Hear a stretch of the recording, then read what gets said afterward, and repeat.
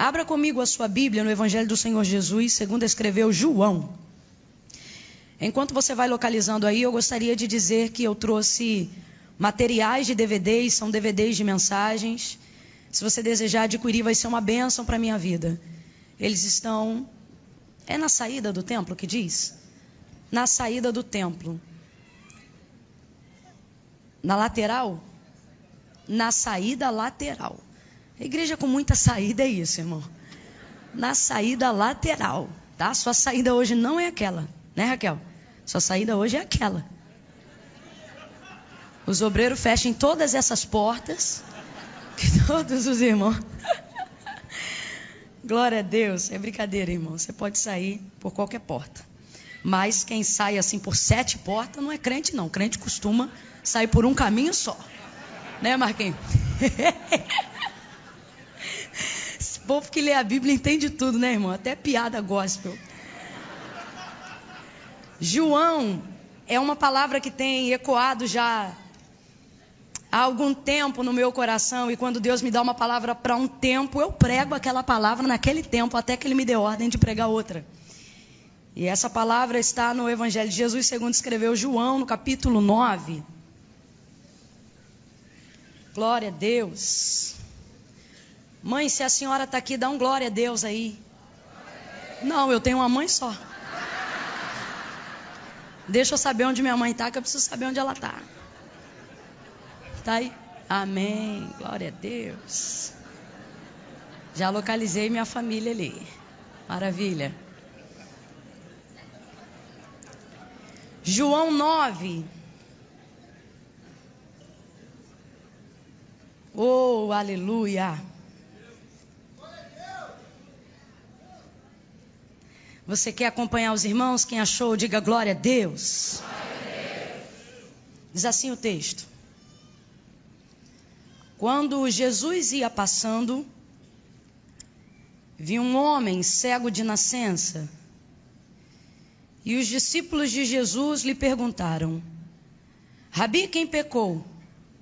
Este ou os seus pais para que nascesse cego? Jesus respondendo disse: nem ele pecou, nem os seus pais. Mas isto aconteceu para que se manifestem nele as obras de Deus. Devemos fazer as obras daquele que me enviou enquanto é dia. A noite vem quando ninguém pode trabalhar. Enquanto estou no mundo, eu sou a luz do mundo. E tendo dito isto, cuspiu na terra, fez lodo com a saliva e aplicou nos olhos do cego. E disse: vai, lava-te no tanque de Siloé, que significa o enviado. E o cego foi, lavou-se e voltou vendo. Então os seus vizinhos e os que dantes o tinham visto a mendigar, perguntavam: não é este aquele que ficava assentado pedindo esmolas? E alguns diziam que era ele, outros diziam: parece com ele. Mas ele mesmo dizia: sou eu. Agora venha comigo para o verso de número 20 em diante. Perdão, acompanhe comigo desde o 18. Os judeus não acreditaram que ele tivesse sido cego e que agora via, enquanto não chamaram os pais do homem. Perguntaram-lhe então a seus pais: este é vosso filho? É este que vós dizeis ter nascido cego? Como é que agora ele vê? E os pais responderam: sabemos que este é nosso filho, sim, e que nasceu cego. Mas como vê ou quem lhe abriu os olhos, não sabemos. Tem idade, interrogai a ele, e ele falará por si mesmo. Seus pais disseram isto porque temiam os judeus, pois já os judeus tinham resolvido que quem confessasse ser Jesus o Cristo seria expulso da sinagoga. Foi por isso que os pais disseram: tem idade, pergunta para ele.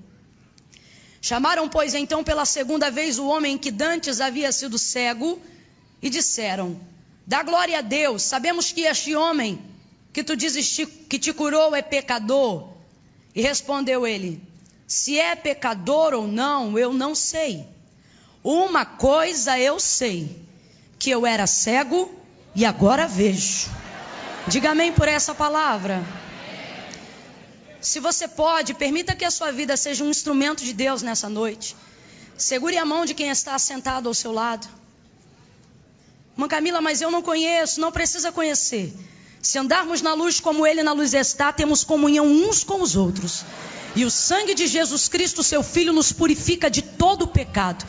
Se você se sente à vontade, faça isso. Se você sente que pode ser um instrumento de Deus, segure a mão da pessoa que está ao seu lado firmemente. Não segure com a mão meio molenga, esquisito, meio frio, não. Pega na mão, segure e fica aí. Isso. Se não quiser, também não faça. A Bíblia diz que o que não é por fé é pecado. Deus me guarde de ser um instrumento de tropeço para você. Segure se você creia, feche os teus olhos. Curve a sua cabeça agora, eu quero orar com você. Antes de que eu comece a orar por você e com você, me permita ver como anda o seu nível de humildade diante de Deus. E que comece a subir de nós uma nuvem de intercessão que seja movida pela súplica de alguém que não tem vergonha de implorar para Deus. De alguém que entende o tamanho e o nível da dependência. Ore agora como se a sua vida dependesse dessa palavra, porque talvez dependa. Ore agora como se o sucesso que você almeja dependesse de uma direção de Deus, porque depende. Então se achegue diante da presença de Deus, em comunhão com o seu irmão agora, e comece a clamar ao Senhor. Comece a pedir ao Senhor: Senhor, fale conosco, Senhor, fale conosco, Senhor, fale comigo, Senhor, fale com meu irmão. Senhor, não me permita sair daqui de qualquer forma, sem direção.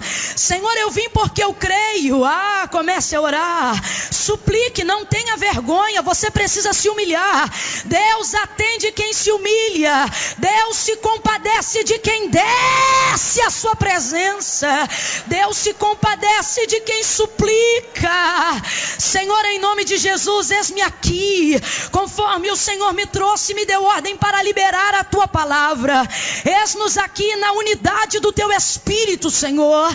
Todas as ameaças que nos cercam agora são neutralizadas, porque todos nós estamos agora submetidos ao teu poderio, e agindo o Senhor, ninguém pode impedir. Seja amarrado e neutralizado agora todo espírito que faz oposição à tua palavra, todo espírito que com ousadia tenta resistir. Há poder no teu nome, há poder no teu sangue. Eu creio que tu estabeleceste esta igreja neste lugar como janela para as nações. Eu creio que tem pessoas acompanhando agora, não só aqui, mas pela internet, que elas sejam alcançadas pela mesma frequência de temor, que elas sejam alcançadas pela mesma frequência da unção que desata o jugo, e que eu sei que já começou a ser derramada em nosso meio, desde que este trabalho de adoração foi aberto. Fica conosco agora, Senhor.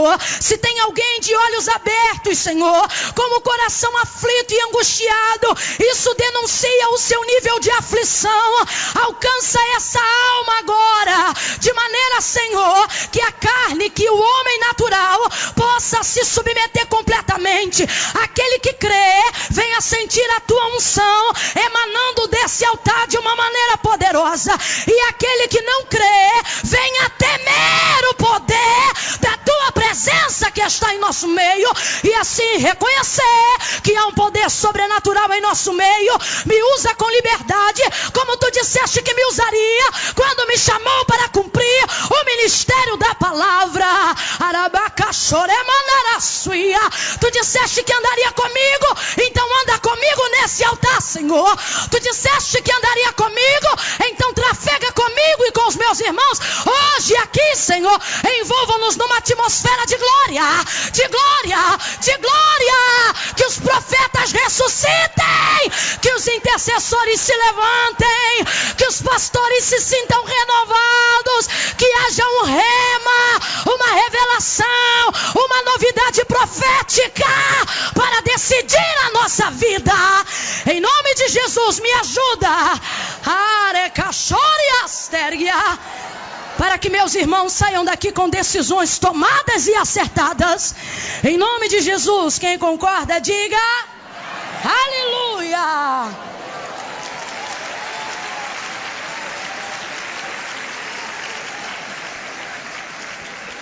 Oh! Glória!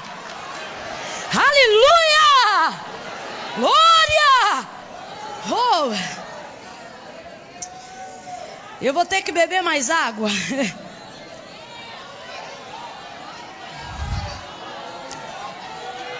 Não quebre essa atmosfera. Seja reverente a ela. Eu preciso beber água, mas sua boca está livre.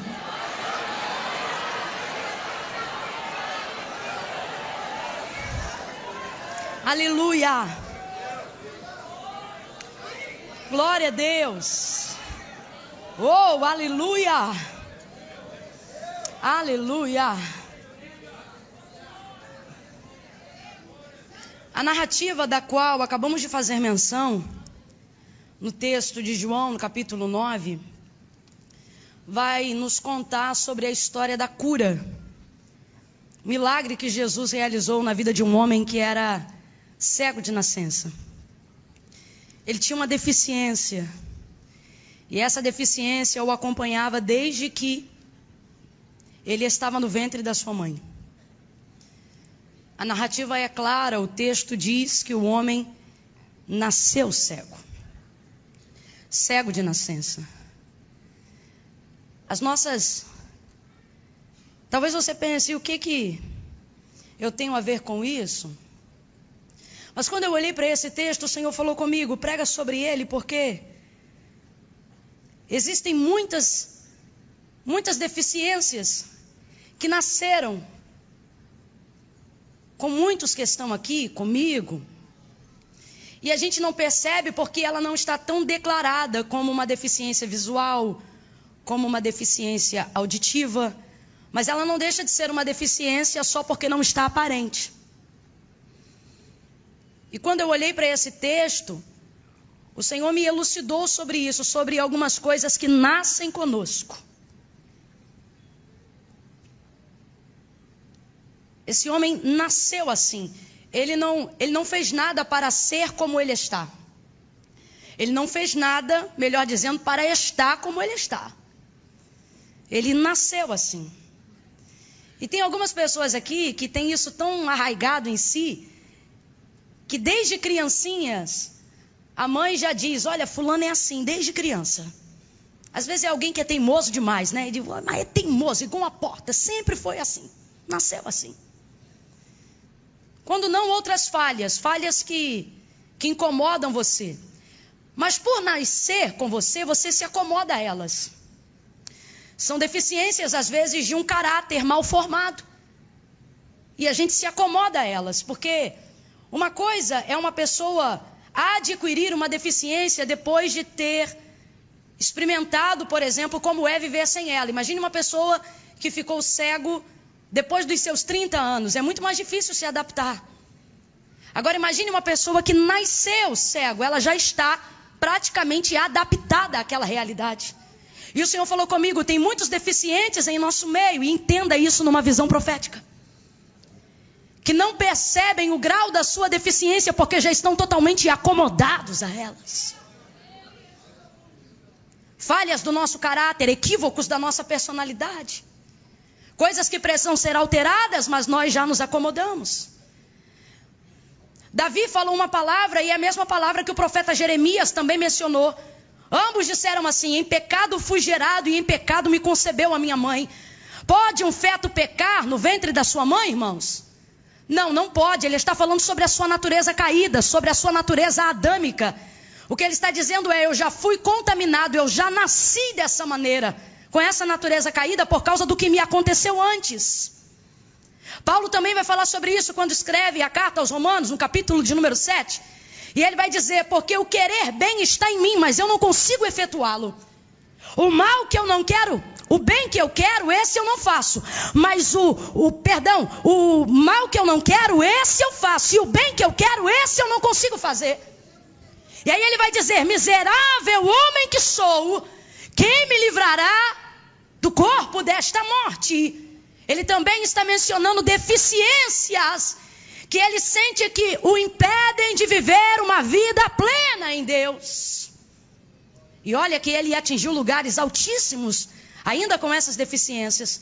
E por que, irmã Camila? Porque veja, o Deus falou isso também para o profeta Jeremias. Ele disse o seguinte: antes que te formasse no ventre, eu te conheci. Antes de você ter contaminado, antes do mundo saber o que era pecado, eu já formava você. Eu vejo Deus estabelecendo princípios que não podem ser quebrados por causa das nossas deficiências. Eu vejo um Deus estabelecendo um plano de sucesso para a nossa vida, que não será alterado por causa dessas deficiências. Por que, irmã Camila? Porque o Senhor visitará as áreas que nos impedem. Esse é o seu plano desde o início. Quando você observa a vida deste homem, você vai ver como Jesus trabalha na operação desse milagre. Olha o que o texto diz. Quando Jesus ia passando, viu um homem cego de nascença. A deficiência desse homem, neste caso, é uma cegueira visual. Por causa disso, os discípulos vão olhar e vão dizer: Rabi, quem pecou? Esse ou seus pais para que nascesse cego? Só falam daquilo que ele tem, só ressaltam a sua cegueira, só falam da sua deficiência. Rapaz, isso é tão complicado que mesmo depois que o homem já havia ido no tanque de Siloé e já tinha sido curado, a vizinhança que viu esse menino ser menino cego, neném cego, adolescente cego, adulto cego, está vendo ele agora enxergando. E de vez ficar espantado com a cura e com o milagre que foi alcançado, não, mesmo depois de vendo, mesmo depois de curado, a comunidade local, a sociedade, só vai lembrar do que ele fazia. Vai dizer: não é esse o esmoleiro? Rapaz, o homem está curado. Viram ele nascer cego, ser menino cego, adulto cego, e agora estão vendo ele enxergar e não conseguem ver o tamanho do milagre. Apenas olham para ele e dizem: não é este aquele que pedia esmola? Então veja, os discípulos só conseguem olhar para aquilo que ele tem, só falam da deficiência. Rabi, quem pecou? Esse ou seus pais para que nascesse cego? Só falam da deficiência, só falam daquilo que ele tem. Complete para mim, só falam daquilo que ele? Só falam daquilo que ele? E a sociedade só fala daquilo que ele faz. Não é esse o que ficava sentado pedindo esmolas? Então veja, os discípulos só falam do que ele tem, a sociedade só o julga por aquilo que ele faz. Mas Jesus, dentro desse contexto, é o único que eu vejo aqui, que não vai julgar aquilo que ele tem, não vai julgar aquilo que ele faz, mas antes de lidar com o que ele tem, e antes de tratar do que ele faz, vai olhar para quem ele é. Quando você olha o verso 1 do capítulo 9, não está escrito assim, olha, quando Jesus ia passando, viu um cego. Quando Jesus ia passando, viu um esmoleiro. Não, não. Está escrito assim: quando Jesus ia passando, viu um homem. Quando Jesus ia passando, viu um homem. Eu não sei se você está entendendo, mas o Senhor te trouxe aqui para te dizer: eu não te vejo como o homem te vê. Eu não te vejo como a sociedade te vê. O homem te julga pelo que você tem. A sociedade te olha por aquilo que você faz. Mas eu sei quem você é. Independente do que você tem e independente do que você faz, Jesus vai olhar a humanidade desse ser humano, desse sujeito. Jesus está vendo a sua humanidade, a sua fragilidade. Oh, ei, cara, sore machore barasuia. Talvez você diga: irmã Camila só está dizendo e viu um homem porque não era uma mulher. Não, não. A conotação do texto aponta para a humanidade. O que o Senhor está dizendo é: antes de que eu veja o que você tem e antes de que eu julgue o que você faz, eu sempre olho para quem você é. Porque para Jesus quem você é será sempre mais importante do que o que você tem e do que o que você pode fazer. Algumas pessoas estão achando que não vivenciarão um milagre por causa do que elas têm, por causa do que elas fazem. Jesus está dizendo: o meu olhar sobre você não está baseado no que você tem nem o que você faz. Antes, eu não estou dizendo que Jesus não vai cuidar dessas coisas, mas eu vim aqui te mostrar qual é a prioridade de Jesus quando ele olha para você. Nem o que ele tem, nem o que ele faz. Primeiro, Jesus vai olhar para quem ele... Falar bem rasgado para todo mundo entender. Você olha e vê uma prostituta. Jesus olha e vê uma mulher antes da prostituta. Você olha e vê um viciado em crack. Antes de você olhar um menino viciado em crack, Jesus olha o menino que está por trás do crack. Jesus sabe quem a gente é, meus irmãos. Quando você olha para o capítulo 1 do livro de Jó, você vai ver Deus dando testemunho de Jó a Satanás. Deus não vai falar sobre nada do que Jó tem. Deus não vai falar de nada do que Jó faz. No auge da sua dor, quando ele já está com cacos de telha, coçando as suas úlceras que atravessavam a sua pele, ele vai fazer menção, ele vai se lembrar de quando ele chegava na sua cidade, como ele era ovacionado pelos seus conhecidos, pelos seus vizinhos. Já vai fazer menção de sentar em uma cadeira e cada um segurar a ponta de uma cadeira e levantar a cadeira para o alto. O texto não vai dizer o que eles diziam, mas tudo leva a crer que o honravam por aquilo que ele tinha e por aquilo que ele fazia. Eu imagino que provavelmente diziam: Jó, o homem dos melhores banquetes, Jó, o dono das maiores festas, Jó, o homem mais rico da terra de Uz, Jó, o maior filósofo de todos os tempos, Jó, poderoso em sabedoria, grande em conhecimento, Jó, o homem dos 1000 camelos, Jó, o homem das muitas ovelhas, Jó. Aí vai Deus dar testemunho de Jó a Satanás, e veja como o prisma de Deus é totalmente diferente do prisma do mundo. Vai Deus dar testemunho de Jó a Satanás e vai dizer: tens tu visto meu servo Jó? Não há nesta terra homem. Ei, calaçore baraçoria. Você sabe quando temos necessidade de ostentar títulos? Quando a nossa humanidade não é transformada de verdade. Não há nesta terra homem reto, íntegro, sincero, temente a Deus e desviado do mal como meu servo Jó. O Senhor vai usar 5 características. Ele não fala do que Jó tem, não fala do que Jó faz, mas usa 5 atributos para destacar quem ele é: reto, íntegro, sincero, temente a Deus e desviado do mal. Veja, Deus não está espantado com o que Jó tem. Deixa eu falar para você, Deus não fica impactado com nada do que você tem. Tudo que você tem antes de chegar na sua mão passou pela mão de Deus. Deus não está nem aí para o que você tem.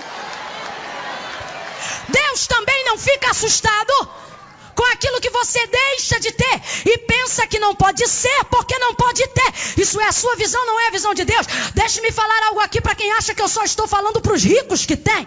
Mas não, estou falando também para quem acha que humildade é miséria e pensa: eu não posso ser porque eu não tenho. O Senhor está dizendo: eu não tenho problema com o fato de você não ter, porque eu tenho tudo e posso te oferecer tudo o que eu quiser. Então não é o que você tem ou o que você deixa de ter.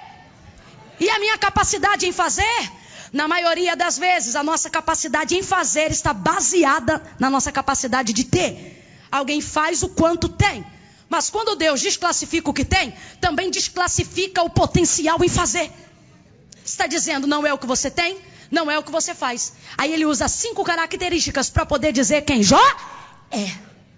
Porque Deus não se espanta com o que a gente tem. Deus não fica maravilhado com o que a gente faz. A capacidade vem dele. Mas Deus volta o seu olhar para quem não tem medo de revelar quem é.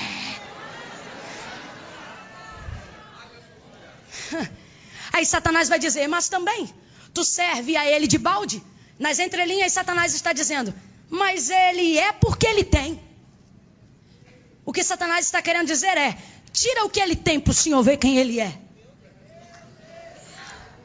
Aí o Senhor diz: vai lá então e toca no que ele tem para tu ver quem ele é. Entra Satanás e toca em tudo, acaba com tudo que Jó tem. Meu irmão, leva telhado, leva casa, leva filho, leva tudo. A cultura rabínica chega a dizer que a mulher só ficou como acréscimo da aprovação. Para você ver o nível de guerra, tira tudo que ele tem. No auge da sua dor, depois de ter sido tomado tudo aquilo que ele tinha, ele vai dizer: o Senhor deu, o Senhor tomou. Não, tem alguma coisa errada. Não. Como assim o Senhor tomou? Foi o Senhor que derrubou o telhado da casa? Foi o Senhor que entrou e matou os filhos de Jó? Não, quem tomou foi o inimigo, quem roubou foi Satanás, quem destruiu sua casa e destruiu suas propriedades foi Satanás. Mas Jó vai me abrir a boca e ele não deixaria de ser um adorador se ele dissesse: o Senhor deu e o inimigo tomou, todavia bendito seja o nome do Senhor. Ele continuaria adorando, contra fatos não há argumentos. Mas vai dizer isso para Jó? Não, ele vai descredenciar a ação do inferno. Ele vai fazer o seguinte: olha, o Senhor deu e o Senhor tomou. Não, Jó, quem tomou foi o diabo. É como se o diabo tivesse à volta dizendo: vai lá, Deus deu, mas eu tirei. Vai lá, Deus deu, mas eu arruinei. Vai lá, Deus abençoou, mas eu entrei com destruição. Aí ele me abre a boca, frustra Satanás, e ele me diz: o Senhor deu, o Senhor tomou. Por que é que Jó não disse: o Senhor deu e o diabo tomou? Porque Jó não reconhece hierarquia satânica sobre a sua casa. Escute, escute, escute. O que quando Jó oferta para Deus. Quando Jó fala com Deus. Quando Jó adora a Deus. Quando Jó precisa de uma direção, é com Deus que ele fala. Quando Jó depende de cobertura, é a Deus que ele se dirige. Quando Jó oferta sacrifício, é diante de Deus que ele sacrifica. A hierarquia que ele conhece, que tem poder para dar e para tomar, está acima de qualquer outra que se apresente. Então ele só fala com Deus, só reconhece a Deus. Aí ele vai me abrir a boca e contra fatos ele vai arrumar argumentos e vai dizer: o Senhor deu e o Senhor tomou. O que ele está... Irmão, nunca na história bíblica, exceto nos dias de Jesus, pós-ressurreição, Satanás ficou tão sem graça. Nunca houve um homem que descredenciou as suas ações. Eu não sei se você está entendendo. Não é só descredenciar. Eu acho que a palavra apropriada seria descreditar. Tirar créditos de quem tem. O que ele está dizendo na cara do capeta é isso aqui: eu não reconheço as tuas ações sobre mim. Eu não reconheço o teu governo sobre mim. Pega na mão de alguém em nome de Jesus, vai. Pega na mão de alguém, diga para essa pessoa: deixa o inferno sem graça. Deixa o diabo sem graça. Se tá bom é Deus. Se ficou desfavorável é Deus. Se tá tudo bem é Deus. Se ficou difícil é Deus. Descredencia o inferno. Oh, aleluia! Oh, aleluia! Nós, e eu não vou deixar ninguém de fora dessa, nós temos o costume de, quando a coisa aperta, dizer: rapaz, o diabo está furioso. Quando não, a gente diz: olha, o diabo entrou. Olha, o diabo usou. Olha, o diabo isso, o diabo aquilo, e ele é. Só para você entender, nós temos que ter a perspectiva de Jó. Jó, por exemplo, se bate o carro, ele não diz: Satanás. Jó, por exemplo, se bate o carro, ele diz: Deus está decidido em provar minha fidelidade. Se a porta fecha, ele não diz: o diabo entrou. Se a porta fecha, ele diz: Deus quer saber se eu sou crente mesmo. Está entendendo? Capítulo 42, Deus restitui em dobro tudo que antes Jó tinha. Isso já é uma outra coisa maravilhosa. Isso fala sobre superar a si mesmo. Antes já não tinha ninguém mais rico que ele. Deus está dizendo: te provei para te deixar mais rico do que tu já era. Agora entenda a profundidade disso, porque eu não estou falando de grana, não estou falando de matéria. Estou dizendo que Deus está dizendo: eu vou te provar. Não é para superar ninguém, é para superar seus próprios limites.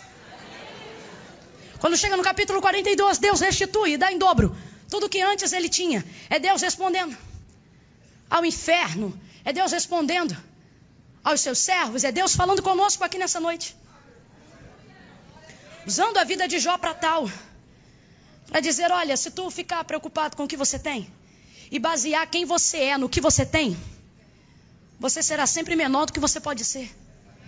Porque uma vida que baseia o ser no ter é uma vida volátil, oscilante, vulnerável, frágil, miserável. Você é enquanto você tem. Aí se deixa de ter, também deixa de miserável. Você acha que você é enquanto você faz, aí deixa de fazer e pensa: eu não sou mais capaz. O Senhor está dizendo: miserável, por que você acha que você só é? Porque você faz. Você sabe quantas vezes Satanás fala no livro de Jó? Só no primeiro capítulo. Depois, não fala mais, irmão. Vai falar o quê? Não fala mais nada. Pode ter aparecido na minha vida e na tua, mas na vida de Jó nunca mais. Quando chega no capítulo 42 e Deus restitui em dobro tudo que antes Jó possuía. Aí é Deus dizendo: se você basear a sua vida e o seu ser no que você pode ter, você nunca será nada. Lembra quando Satanás disse? Ele é porque ele tem. Deixa eu tocar no que ele tem para o Senhor ver quem ele é. Vai lá e toca no que ele tem para tu ver quem ele é. Tocou, tirou tudo, Deus deu tudo. É um princípio de Deus. Deus está dizendo assim, olha: quando acharem que você é por causa do que você tem, eu deixo tocar no que você tem. Para que você tenha uma chance de mostrar quem você é. Talvez você diga: eu estou provado, eu estou apertado, eu estou arruinado. O Senhor está dizendo: não, você recebeu uma chance de mostrar quem você é quando você não tem. Você sabe por que o jejum nos leva a um nível de dependência tão grande diante de Deus? Porque é quando a fome chega que a gente revela quem a gente é de verdade. Não, é sério. O maior momento de mau humor é quando você está extremamente faminto. Às vezes o Senhor permite com que algumas coisas sejam retiradas para nos dar uma chance de que nos revelemos. Aí quando chega no 42 e Deus dá tudo em dobro que antes já tinha, o que ele está dizendo é o seguinte: ele não é porque tem. Quando ele deixa tirar, ele está dizendo: ele não é porque tem. Pode tirar, porque ele não é por causa do que tem. No capítulo 42 ele diz: pode dar tudo de volta. E acrescenta: porque ele não é porque tem, mas agora vai ter por causa de quem é. Agora vai ter por causa de quem é. Você está entendendo? Quando você entender que tudo que você pode ter e tudo que você pode ser é apenas uma sombra de quem você é, Deus vai te dar muito mais, porque Ele vai entender que você não está baseando o seu ser naquilo que você tem. É por isso que quando Jesus passa e vê o cego, Ele não olha para o que ele tem, Ele não olha para o que ele faz, Ele vai olhar para o homem que ele é. Se ele é bom, se ele é mau, se ele é pecador, se ele não é, não importa. Jesus não está olhando para o que ele faz, Jesus está olhando para quem ele é. Alguém diz cego, Jesus diz um homem. Alguém diz esmoleiro, Jesus diz um homem. Alguém diz prostituta, Jesus diz uma moça. Alguém diz traficante, Jesus diz um homem. Quando Jesus olha para o cego, irmãos, a especulação teológica começa. Rabi, quem pecou, ele ou seus pais, para que nascesse cego? Jesus curou a tantos e eles nunca perguntaram por que um era leproso, por que o outro era paralítico. Mas o cego, todo mundo quer saber. Aí eles botam como se fosse uma pergunta: Rabi, quem pecou? Esse ou seus pais, para que nascesse cego? Isso não é uma pergunta, isso é um julgamento. Quem pergunta diz por quê, não afirma qual é a causa. Eles estão dizendo: ou foi ele ou foi os pais. É só o Senhor falar quem é, porque que foi um deles a gente já sabe. Começam os questionamentos, vem comigo e diga especulações. É exatamente o que acontece quando Jesus está prestes a fazer um milagre. É exatamente o que acontece quando Jesus para tudo e olha para você. As especulações começam. Eles não tiveram o mesmo interesse por nenhum outro que apareceu necessitando de socorro dentro da história, mas fazem da vida do cego o assunto do almoço. Fazem da vida do cego o assunto da janta. Fazem da vida do cego a tese para ser especulada. Eles não estão preocupados com o cego, porque se o princípio fosse esse, também se preocupariam com os leprosos, se preocupariam com os paralíticos. Eles não estão interessados no cego. O interesse deles é porque o cego é interessante para Jesus. E tem gente aqui deixando de dormir, ficando agoniado, perturbado, porque foi Jesus olhar para você e as especulações começaram. Foi você botar uma Bíblia debaixo do braço e as especulações começaram. Eu não tive o privilégio de nascer num lar evangélico. Então, outrora, quando ia para baile, nessa ocasião, ninguém queria saber com que dinheiro eu pagava o ingresso.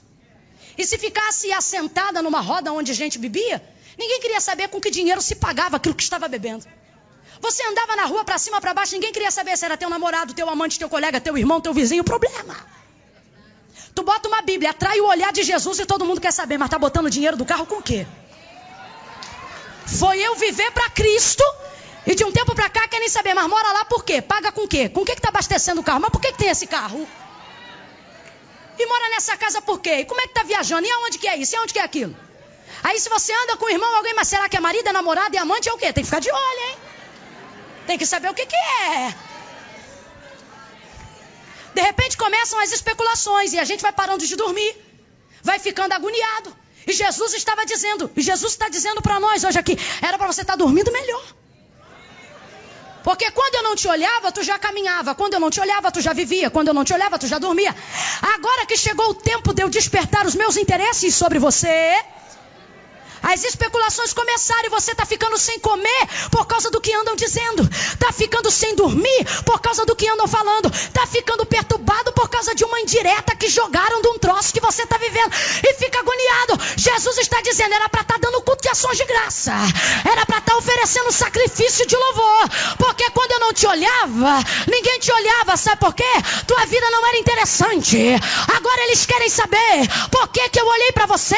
Mas eles nunca vão entender.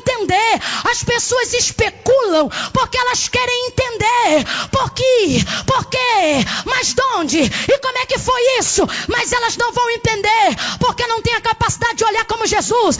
A sociedade só te julga pelo que você tem, a comunidade local te avalia pelo que você faz. Jesus está dizendo, ninguém vai entender porque eu não te olho como eles te olham, ninguém vai entender porque eu não te vi como eles te veem, ninguém vai entender. E as especulações começam. Eu não sei para quem, mas Deus trouxe algumas famílias hoje aqui para dizer, vai dormir. Para de bater boca em comentário de rede social.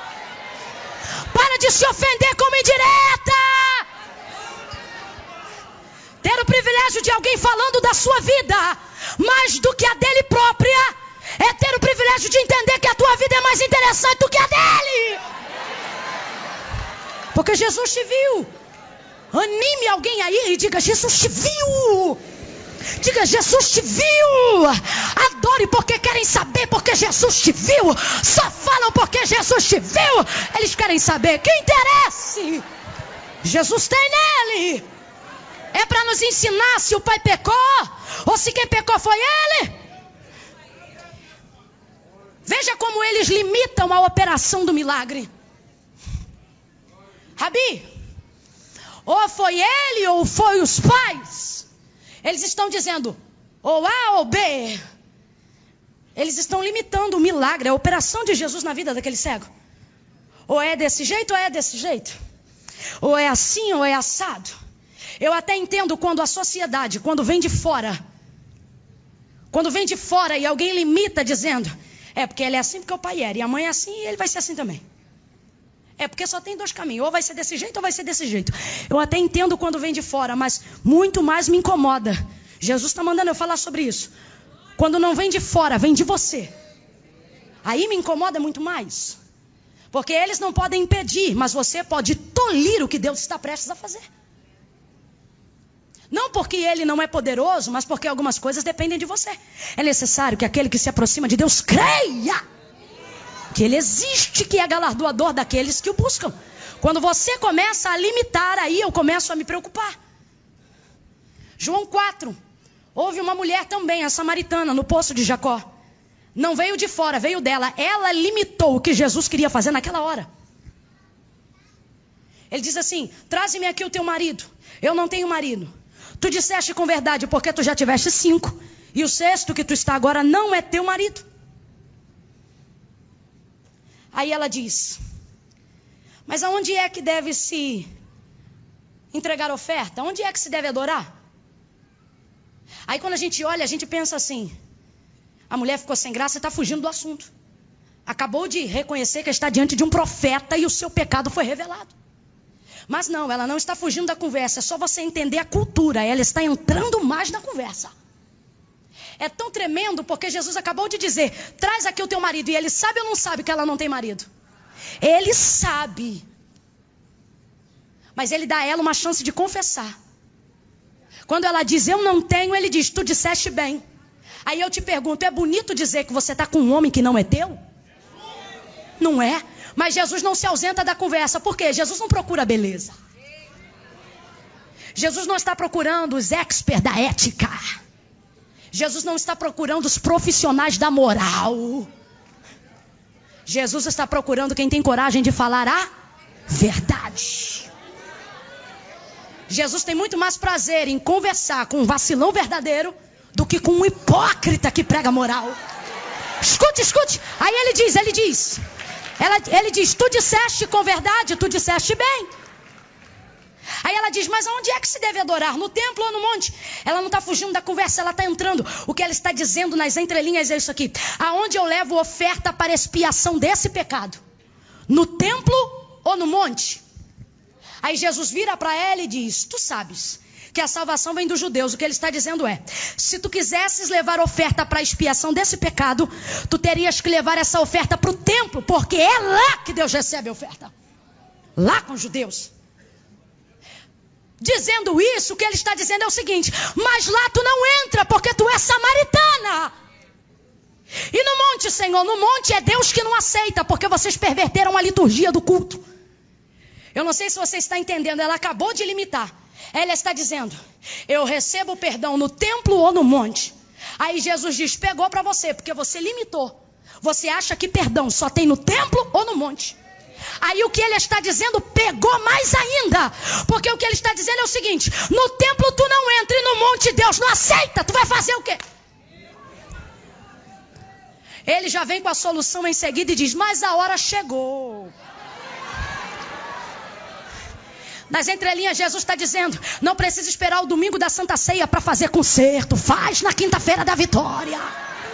Mas a hora chegou e já vem, em que os verdadeiros adoradores adorarão ao Pai, não apenas no templo, ou preocupados com o monte. O que Jesus está dizendo é, chegou a hora da adoração ser expandida, e toda a humanidade compreender, que você não está limitado a um lugar ou a um fato.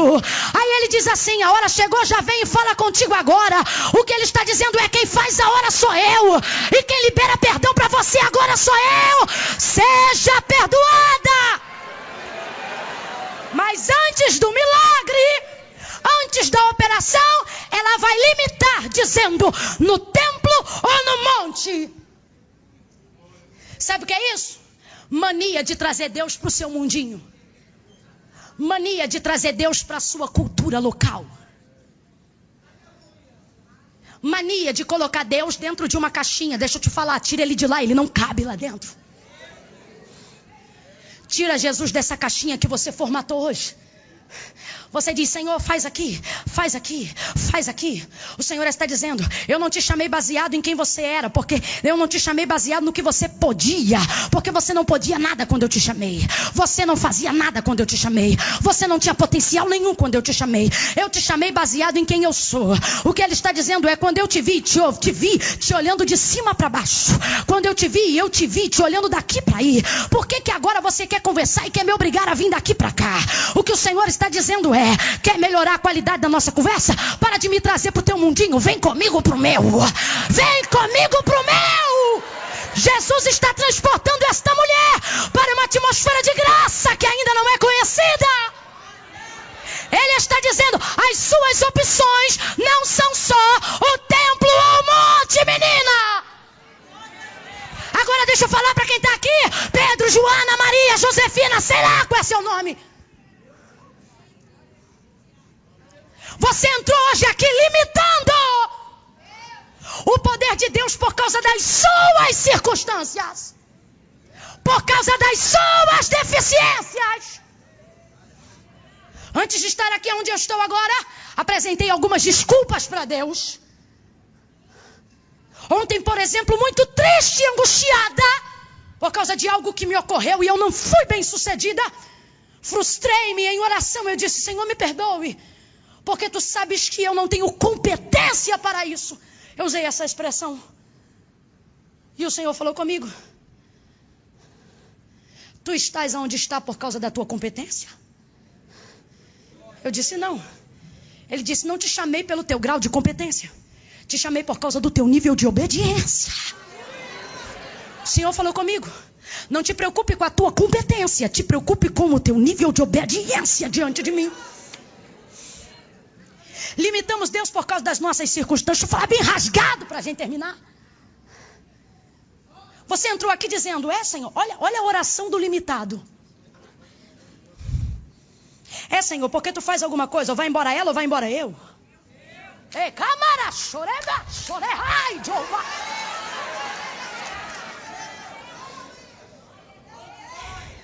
Senhor, porque eu quero fazer a tua obra. Mas ou o Senhor me dá um salário digno e eu faço a tua obra, ou o Senhor abençoa a minha vida espiritual para que eu seja remunerado e assim eu possa largar o trabalho. Teu papo com Deus é esse, ou uma coisa ou outra. Ele está trazendo Deus para tua caixinha. Ou é aqui ou ali. Senhor, porque ou tu abre o empréstimo no banco ou eu vou ter que falar com o agiota. Limitando o poder de Deus por causa das suas circunstâncias, trazendo Deus para o seu mundinho. Ei, não foi o cego que achou Jesus, foi Jesus que passando viu um cego. Não foste vós que escolhestes a mim, João 15, foi eu que vos escolhi a vós. Jesus está dizendo: não está no seu controle, mas está no meu. Senhor, porque ou sai ele ou sai eu. Jesus, quando eu olhei para a mensagem, ele disse: diga à minha igreja que eu sou a terceira alternativa. Eu disse: Senhor, não tem, só tem duas, ou é ele ou os pais, ou é o templo ou é o monte. Jesus disse: pois é, diga que eu sou a opção surpresa. Qual? Aquela que ele não cogitou, aquela que ela não pensou. Sabe aquele profeta que revela tudo quando você precisa? Fala que eu não contei para aquele profeta, contei para um que ele não conhece. Sabe aquela irmã que tem os sonhos de interpretação e que de vez em quando você procura para interpretar, tua vida está branca para ela, porque o Senhor está dizendo: eu tenho uma opção surpresa, uma opção desconhecida. Ou sai ele ou sai eu. Jesus está dizendo: e se eu te disser que não sai ele nem você, entra eu e fica os dois.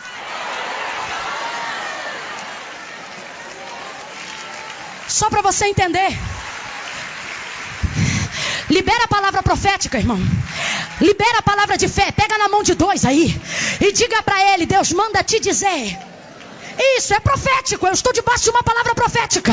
O Senhor está me revelando pela sua palavra. Não estou falando, como diz o nosso pastor, de dia, de hora, de ano, de número de conta. É profético. Pega na mão desse teu irmão e diga para ele: tem surpresa. A opção surpresa vai pintar na tua casa. A opção surpresa vai pintar no teu trabalho. A opção surpresa vai entrar no teu casamento. Quem pode celebra. Surpresa. Vai ter surpresa. Eu creio. O telefone vai tocar. Eu creio. A porta vai se abrir. Eu creio.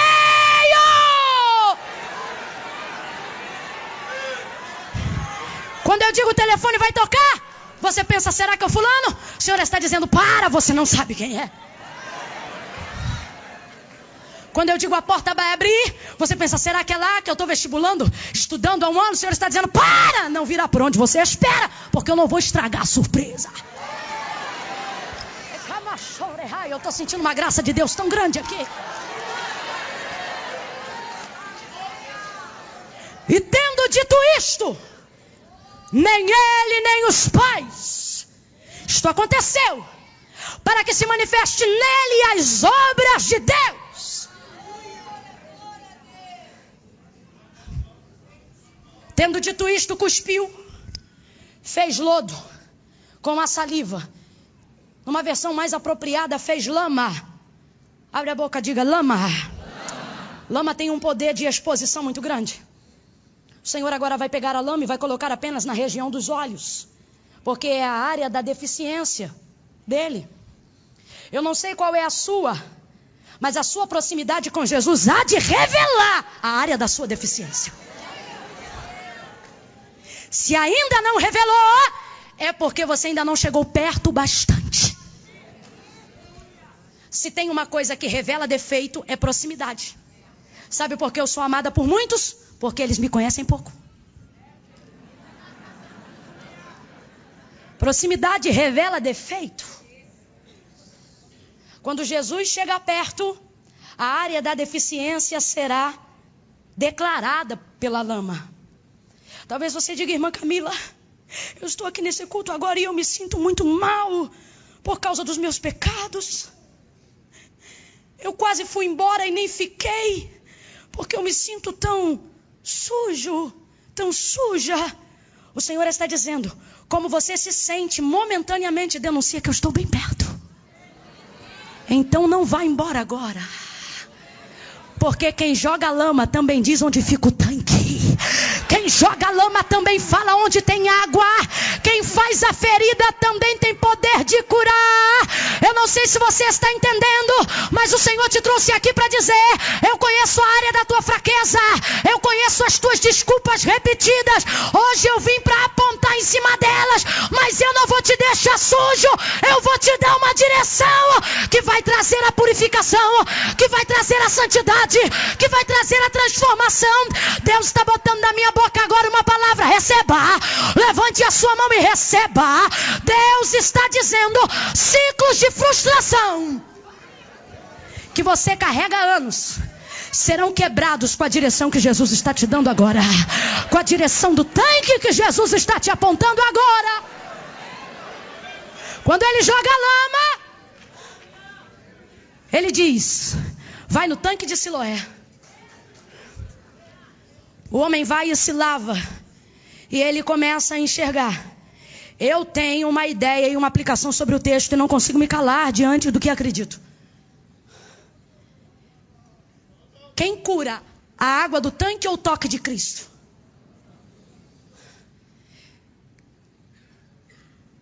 Quem cura a água ou as mãos de Jesus? Então eu acredito que ele foi curado quando Jesus tocou. Mas não sabia que estava curado, porque Jesus o curou usando lama.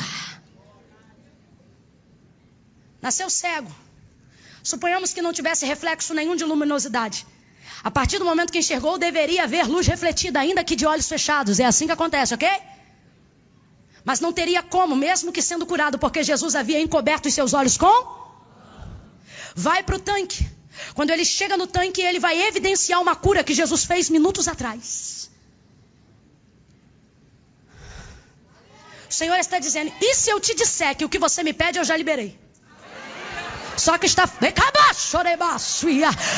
faltando você fazer a sua parte. Sabe como eu chamo esse momento? Eu chamo o milagre do século 21. Que milagre é esse?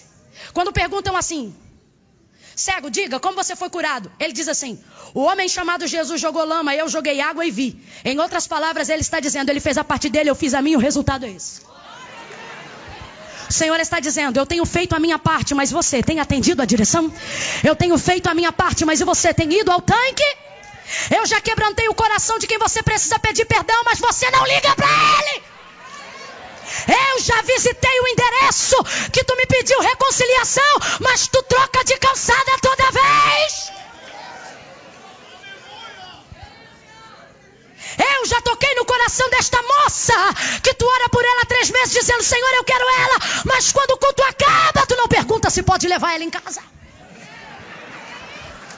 Jesus está dizendo, eu fiz a minha parte. Minha parte já está feita. Senhor, como eu sei que tu fez? Tu só vai saber quando tu evidenciar a direção que eu te dei. Olhe para alguém e diga, coragem. Vá ao tanque. Ele lava. É curado. Sendo curado, os fariseus pegam ele, colocam dentro da sinagoga e dizem, olha ele aí, está dizendo que Jesus curou ele.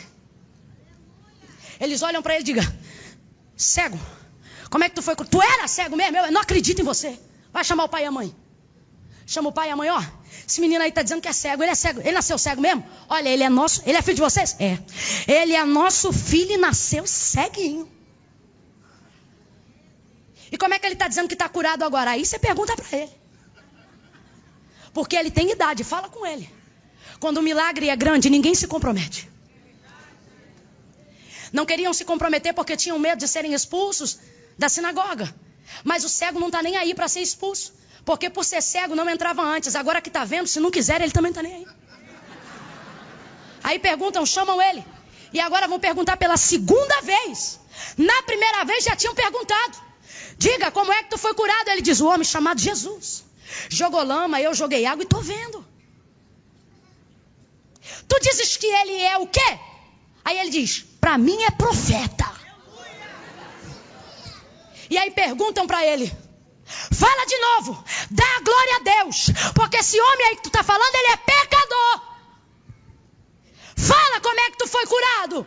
Ah, irmão, ele me vira para os homens e aí eu já entendo por que Jesus escolheu ele. Não era porque ele tinha, era por quem ele era mesmo. Vou te falar quem ele era agora. Quando perguntam, quando dizem assim, dá glória a Deus, o homem que te curou é pecador. Fala direito como é que você foi curado. Ele diz assim, vocês querem ser discípulos dele? É por isso que perguntam tanto. Aí eles dizem assim, nós não. Nós somos discípulos de Moisés. Vai tu ser discípulo dele. E o homem me sai. E as palavras finais dele são essas. Se é pecador ou não, eu não sei. O que ele está dizendo nas entrelinhas é, quem fala do que não sabe é você. Eu só falo do que eu sei. E o que eu sei é que o que vocês pensam sobre ele não muda o que eu sei que ele fez em mim. Eu não sei se você está entendendo. Galeria, olha para cá. O que ele está dizendo é, o que vocês falam sobre ele não altera a experiência que eu vivi com ele. O que eu vivi com ele é maior do que o que vocês falam sobre ele. Eu vejo Jesus no Calvário, esbofeteado, cuspido, lanhado, arrebentado. E ele me vira e diz, Pai, perdoa-lhes, porque eles não sabem.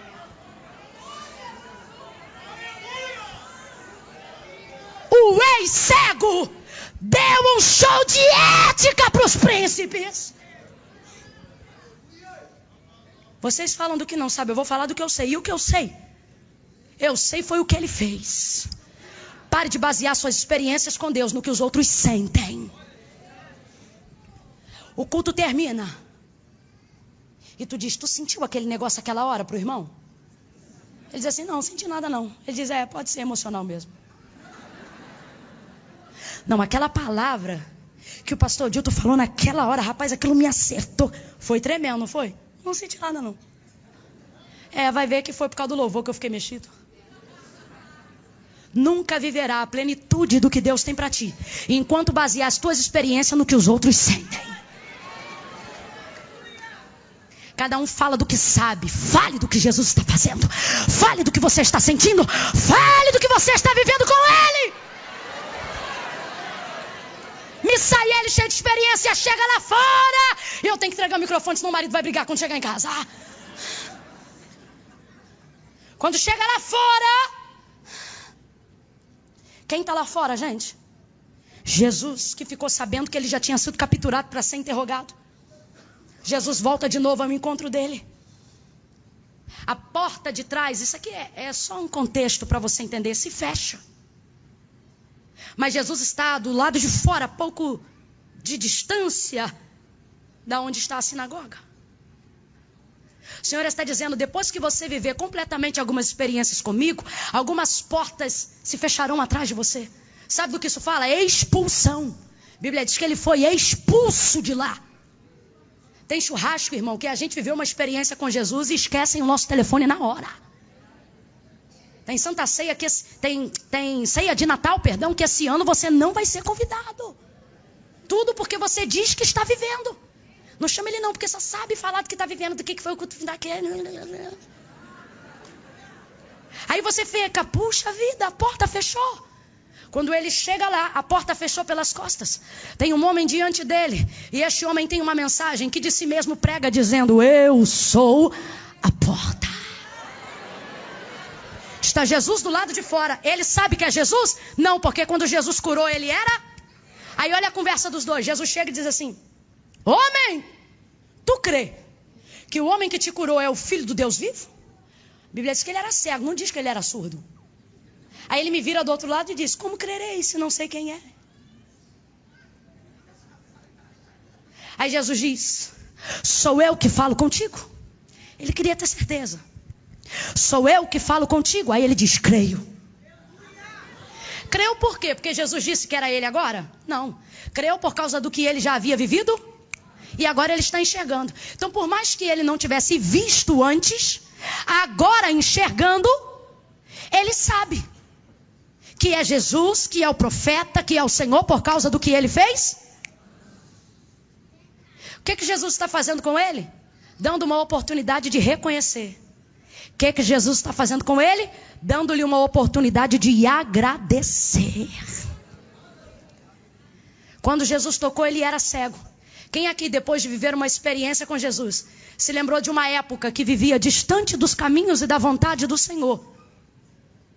Um carro que capotou, uma enfermidade que tomou conta do seu corpo. Você viu gente morrer com a mesma enfermidade e você está vivo para contar a história.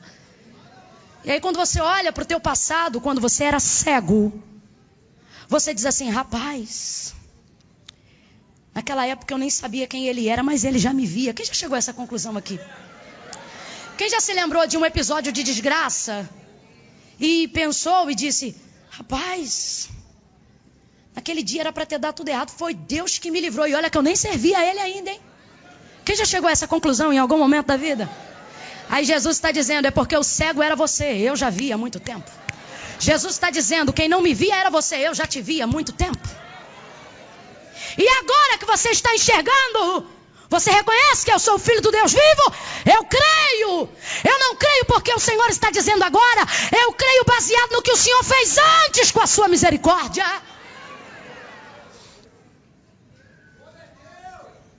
Jesus está dizendo: naquela viela, quando o tiro comeu solto, eu te livrei. Tu era cego, mas agora está aqui me vendo. E eu te pergunto: tu reconhece que foi eu naquela viela?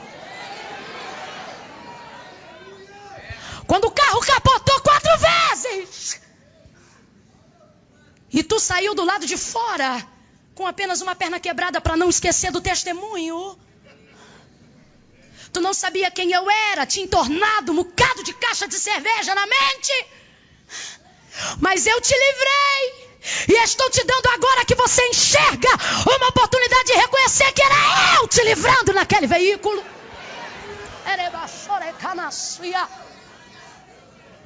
Teu casamento já era para ter ficado em pedaços. A mulher que você amava era para ter partido. O homem que você queria ia se despedir com uma adúltera. Mas eu entrei, mexi, trabalhei, e hoje estamos 2 aqui para glorificar o meu nome. Agora eu te pergunto, baseado no que eu fiz antes, tu reconhece agora que eu já te via, que eu já te sondava, que eu te protegia, que eu te amava, que eu preparava um plano para você? Fica de pé, igreja linda de Jesus.